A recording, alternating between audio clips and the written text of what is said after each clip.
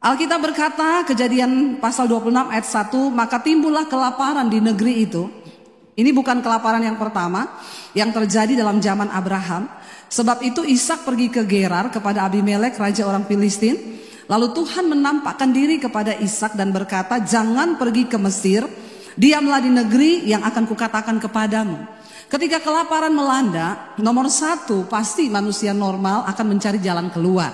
Namanya juga hidup.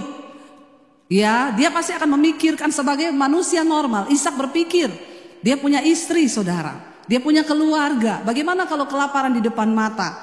Tentunya akan ada sebuah perencanaan. Dan setiap orang yang normal itu dalam hidupnya harus punya perencanaan. Kita nggak bisa hidup tanpa perencanaan. Tetapi perencanaan, kepintaran kita tidak cukup. Karena itu Tuhan berkata, sertakan Tuhan dalam setiap rencana hidupmu. Katakan amin. Bahkan kitab Yakobus berkata, kalau engkau akan pergi ke kota ini dan engkau akan memulai usaha di sana, engkau berkata, aku akan mulai berdagang, menjual ini, melakukan ini, katakanlah, jika Tuhan berkehendak, jika Tuhan berkenan. Jangan mendahului Tuhan di dalam hidup ini. Seringkali kita berpikir kita punya modal, kita punya uang. Oh, saya punya limbu, saya kenal ini pejabat, saya kenal ini, semua gampang mudah. Diberkatilah orang yang mengandalkan Tuhan, yang menaruh harapannya hanya kepada Tuhan. Tapi terkutuklah orang yang mengandalkan manusia, yang mengandalkan kekuatannya sendiri. Ketika Ishak sudah membuat perencanaan, dia melangkah, itu normal, itu wajar, namanya juga manusia. Dia gak mau mati bodoh di negeri itu dengan mati kelaparan. Alkitab berkata, Ishak melangkah keluar dari negerinya. Dia menuju kepada orang Filistin, negerinya orang Filistin, raja orang Filistin. Dan akhirnya saudara, dia akan pergi ke Mesir. Tapi Tuhan mencegahnya di tengah jalan dan berkata, janganlah pergi ke Mesir, diamlah di negeri yang akan kukatakan kepadamu. Ishak gak ngomong gini, saya sudah punya perencanaan, sorry ya, aku sudah bikin ini untuk bisnisku, sudah begitu matang. Bagi bapak-bapak hari ini, jangan hanya andalkan kepandaian. Sehebat apapun engkau bikin strategi dalam pekerjaanmu, libatkan Tuhan. Katakan, sebab Tuhan yang paling tahu, kita jangan sok tahu. Tuhan yang paling tahu, bahkan 5 menit ke depan ini loh, Tuhan tahu hidup kita. Kita nggak tahu, tapi Tuhan tahu. Sebab Dia yang pegang blueprint perencanaan atas hidup kita. Bahkan Dia tahu sampai kapan mati kita. Kita semua nggak ada yang tahu loh mati kita kapan. Kemarin saya ditelepon seorang ibu, Bu Debbie, saya divonis dokter kena kanker stadium akhir. Dokter berkata umur saya tinggal 6 bulan. Sambil menangis dia bilang, Bu, berarti sekarang saya harus mempersiapkan hidup untuk mati ya Bu. Saya bilang, kok ibu aja? Saya yang tidak divonis dokter tinggal 6 bulan ini Bu, saya ini tiap hari hidup mempersiapkan diri untuk mati. Amin. Ada di sini yang tahu tanggal matinya tanggal berapa? Ada saudara yang tahu? Tidak ada. Saudara tahu cara mati saudara bagaimana? Saya tadi cerita banyak sama Pak Nanto ya. Luar biasa loh. Berapa kali mau mati pesawat jatuh, dia nggak jadi naik. 3 kali ada ya Pak ya. Mau ke Medan, tiba-tiba suruh temennya gantiin tiket pesawat, temennya ganti, dia nggak diganti. Temennya naik pesawat, pesawatnya jatuh. Mau ke Singapura, sudah di bandara. Dia bilang, saya kok nggak sejahtera terbang ya, saya mau ke gereja aja, nanti gampang lah ke Singapura. Pesawat Singapura jatuh, yang waktu tahun berapa itu yang mau deket Natal, Jakarta Singapura jatuh. Terluput lagi, belum saatnya. Ya, tapi teman-temannya yang pergi mati 3 kali kalau nggak salah. Saya bilang, benar memang Alkitab bilang, kalau belum waktunya mati tidak mati. Tapi kalau sudah waktunya, nggak usah tunggu jatuh dari pesawat.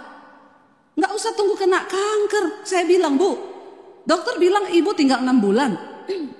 Jangankan ibu, yang sehat-sehat pun, kita ini kan hidup mempersiapkan diri untuk mati. Kenapa? Karena kematian itu yang pasti. Jangan sombong kalau kita merasa kita sehat hari ini. Karena gak semua syarat mati itu harus sakit. Ada orang cuma duduk di sofa habis pulang jalan-jalan pagi. Kita banyak dengar kan? Habis pulang jalan-jalan pagi loh. Cuma duduk loh, mati loh. Iya, ada teman saya dari Sulawesi mau ke Jakarta. Rencana mau liburan sama anak di Bandung. Bisa-bisanya lagi nunggu bagasi. Dia bilang sama suaminya, "Pak, aku ke toilet dulu, kamu nunggu ya kalau tas kita lewat." Iya. Keluar dari toilet datang. "Loh, suamiku mana ya? Loh, itu kok orang rame-rame di situ, kenapa?" Lari dia, suaminya udah jatuh, meninggal di bandara. Lagi nunggu bagasi.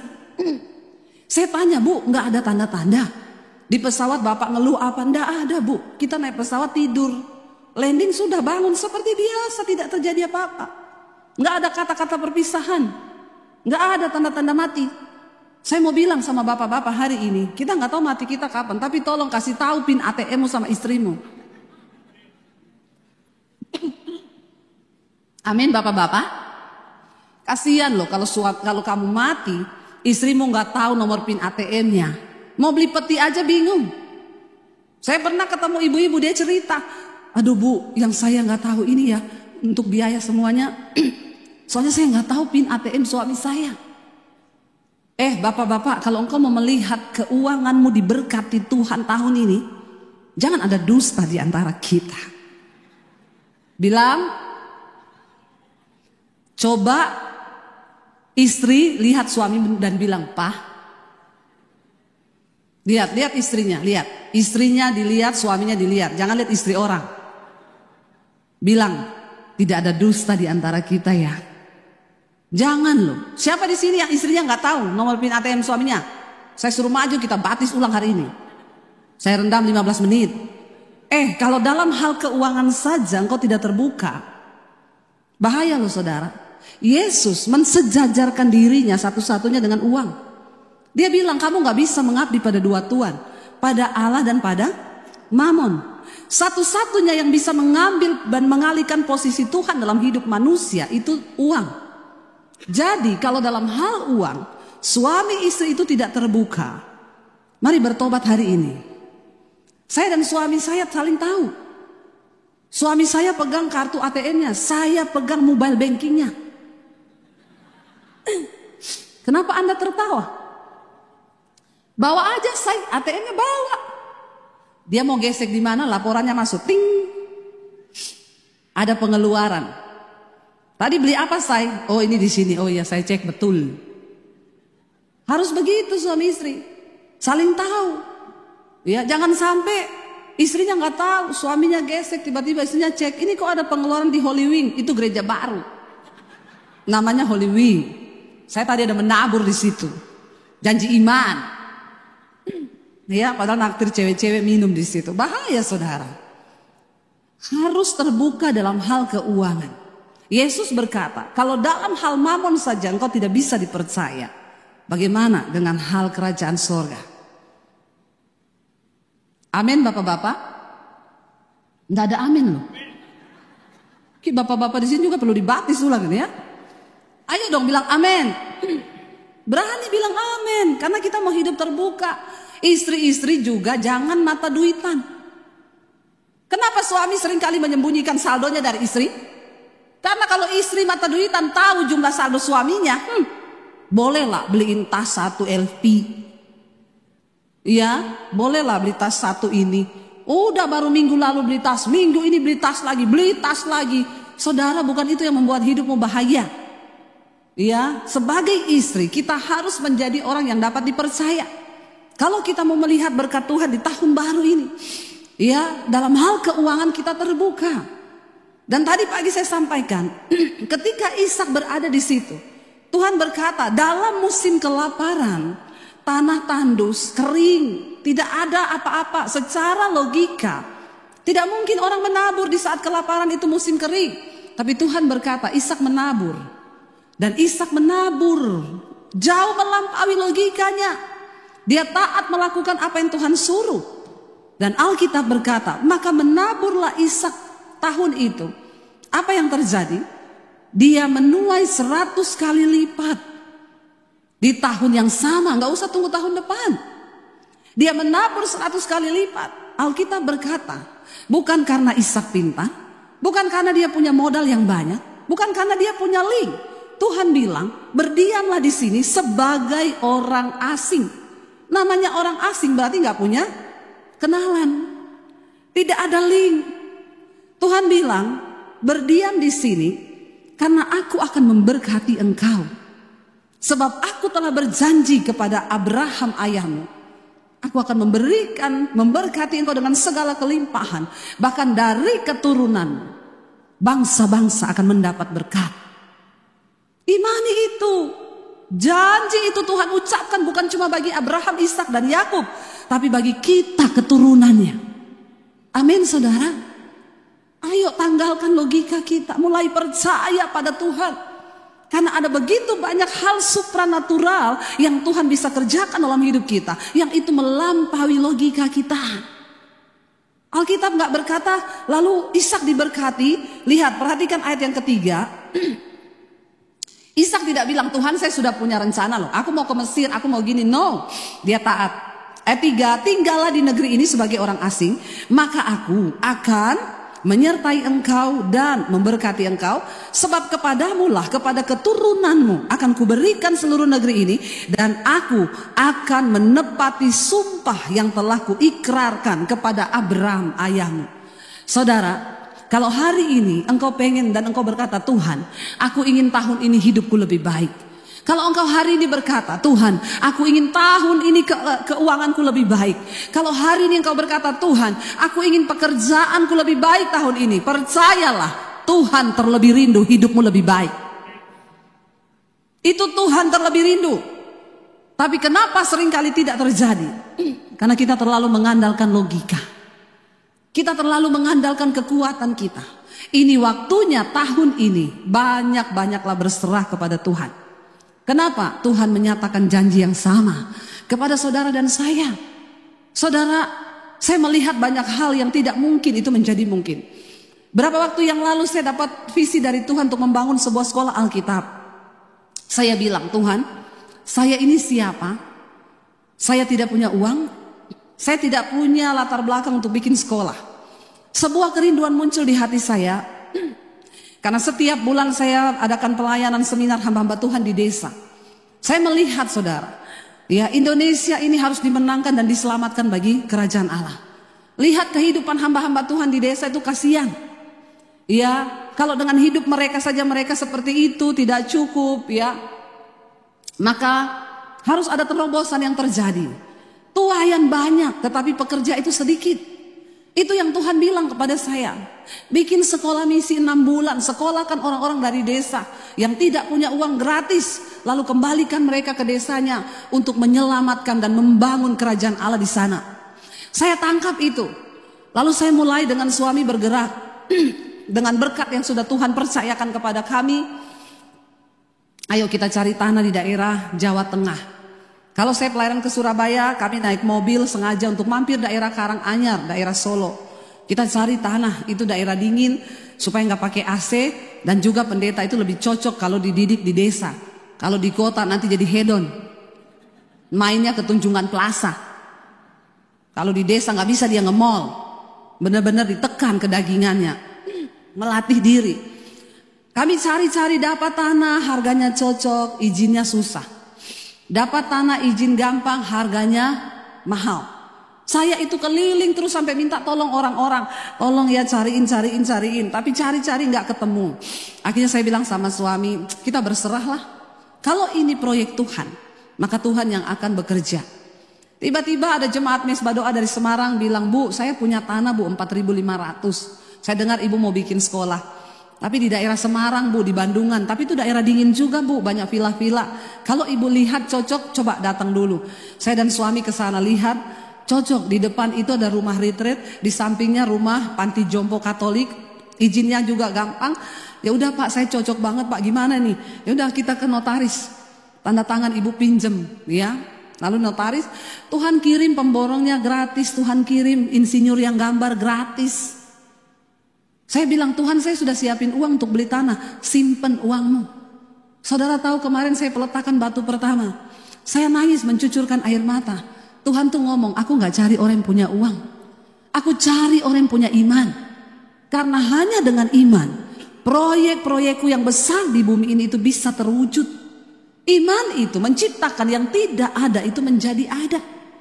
Tapi seringkali kita tidak mengalami. Kenapa? Karena kita malas pakai iman.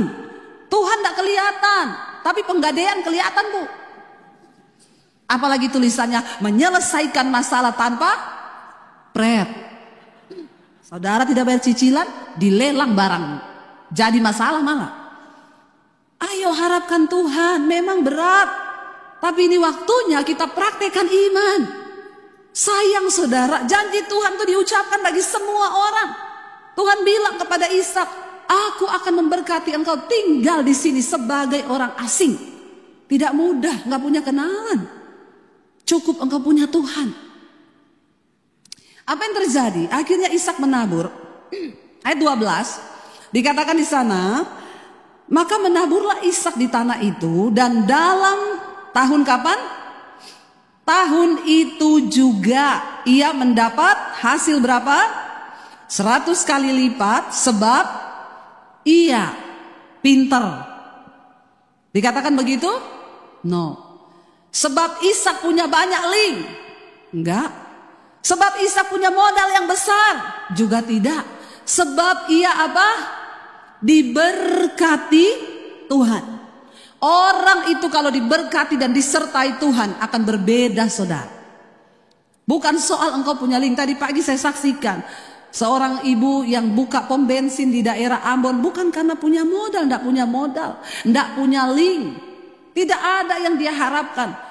Hanya sebuah kerinduan yang dia sampaikan kepada Tuhan untuk menjadi berkat. Tuhan buka jalan, sekarang pom bensinnya beberapa. Dia punya dermaga sendiri di sana. Apa yang tidak mungkin itu menjadi mungkin. Saudara, Alkitab berkata, apa yang engkau lihat hari ini di alam semesta, itu terjadi karena iman. Itu yang kita lihat sekarang itu adalah dari iman. Makanya iman itu dasar dari segala sesuatu yang kita harapkan, dan bukti dari segala sesuatu yang belum kita lihat. Saya mau lanjutkan, saudara. Dikatakan di sana Ishak menabur di tanah kering yang secara logika tidak masuk akal. Kalau saudara mau melihat penyertaan Tuhan di tahun nomor 1, andalkan Tuhan. Nomor 2, banyak-banyaklah tolong ngomongnya yang rela. Saudara harus banyak nggak usah emosi. Menabur lagi. Biasa pendeta ngomongnya uang. Penting kita ngomong soal uang. Saya tidak punya kepentingan dengan saudara. Saya juga tidak punya kepentingan dengan gereja ini. Tapi Yesus mensejajarkan dirinya dengan mamon tadi yang saya bilang. Kalau engkau tidak dapat dipercaya dalam hal mamon, maka dalam segala hal juga Tuhan tidak mungkin bisa mempercayakan engkau. Kurangi kepentingan diri. Nggak usah beli tas mahal tiap bulan. Lihat orang yang berkesusahan di sekelilingmu. Lihat orang-orang yang membutuhkan. Karena engkau kaya atau tidak di mata Tuhan tidak tergantung dari merek yang kau pakai. Itu cuma di mata manusia. Kalau engkau menaburnya cuma seujung kuku, engkau pakai tas Hermes yang harganya ratusan juta atau miliar, pret di hadapan Tuhan. Bilang amin. Saya nggak punya kepentingan dengan hidup saudara, tapi saya punya kepentingan dengan kebenaran firman Tuhan.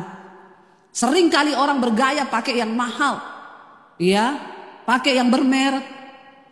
Saya suka ada lagu yang lagi viral sekarang di TikTok. Aku tidak butuh Gucci, ku tidak butuh Louis Vuitton, ku tak butuh itu semua, tuk bahagia. Karena aku pahami, bahagia itu bila aku memberi, dan bila aku syukuri, semua berkatnya ku bahagia. Amin. Amin, saudara. Saya pakai sepatu LV, dikasih, ya saya pakai. Suruh beli, beli sepatu 18 juta ngapain? Kita kasih ke desa sudah jadi satu pastori itu. Betul gak? Bukan itu yang bisa bikin kita bahagia. Ibu-ibu dengar ya, kau bergaya-gaya pakai begini, kau pikir harga dirimu naik? Pret. Bukan barang mewah yang membuat engkau bisa bahagia. Tapi ketika engkau mampu menjadi berkat hidupmu, ketika engkau mampu melihat sekelilingmu, itu kebahagiaanmu. Kita menabur saudara, saya menabur buat pendeta-pendeta di desa. Mungkin sebulan hanya 2,5 juta setiap orang. Tapi dia bilang, ibu puji Tuhan, anak saya sudah selesai kuliah dari uang yang setiap bulan ibu beri. Berat bagi saya bu.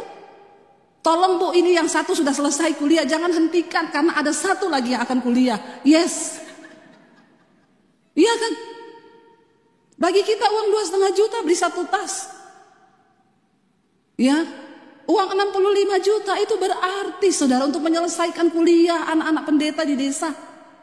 Ayo, kalau engkau mau melihat Tuhan percayakan keuangan bagimu, lihat sekelilingmu, menabur, engkau memiutangi Tuhan. Ya, engkau pakai tas mahal itu, sorry, tidak menggerakkan hati Tuhan. Kesombonganmu semakin dipicu. Saya hari ini bisa beli tas 100 juta, bisa banget.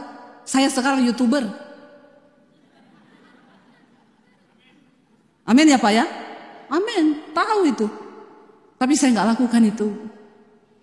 Saya tidak lakukan itu. Pernah sekali hampir tergoda saya beli tas LV 65 juta. Tapi Roh Kudus bicara di hati. Itu jadi satu pastori loh di desa. Saya nggak jadi mas, nggak jadi, saya balikin mas. Kenapa bu? Nah, aku tawanan roh. Maaf saudara, engkau gaya-gayaan, ya sok pakai yang bermerek. Kalau taburanmu tidak lebih besar dari gaya hidupmu, engkau miskin di hadapan Tuhan. Dan Tuhan gak mungkin percayakan hal besar, gak mungkin. Saya melihat Tuhan cukupkan segalanya. Saya sudah siapin uang untuk beli tanah, Tuhan bilang gak usah simpan untuk yang lain. Saya di WA orang, bu, nanti ya saya dari pabrik kasur. Kalau udah jadi, nanti saya sumbang kasur ya untuk sekolah Alkitab. Ibu, saya tukang taman. Nanti kalau sudah jadi, saya bikin taman apotik hidup untuk pendeta-pendeta di situ. Saya mau ajarin pendeta beternak ikan, beternak ayam, supaya mereka nggak kelaparan di desa. Karena setelah pandemi kemarin, banyak pendeta yang mau mundur dari panggilan. Mereka bilang, kami mau makan apa, bu? Kami nggak punya apa-apa. Jadi itu yang menjadi beban di hati saya. Agar mereka diajari bisa nanam sayur. Setidaknya untuk dirinya sendiri. Dia sudah tidak lagi menyusahkan atau berharap dari pinjam-pinjam uang ke orang. Setiap bulan kami seminar hamba-hamba Tuhan. Saya tekankan kepada pendeta-pendeta. Kalau engkau tidak percaya kepada Tuhan yang hidup, jangan kau melayani Tuhan. Percuma. Alkitab berkata, waktu engkau berpaling kepada Allah, engkau harus percaya bahwa Allah itu ada. Dia hidup dan dia memberi upah kepada orang yang sungguh-sungguh mencari dia.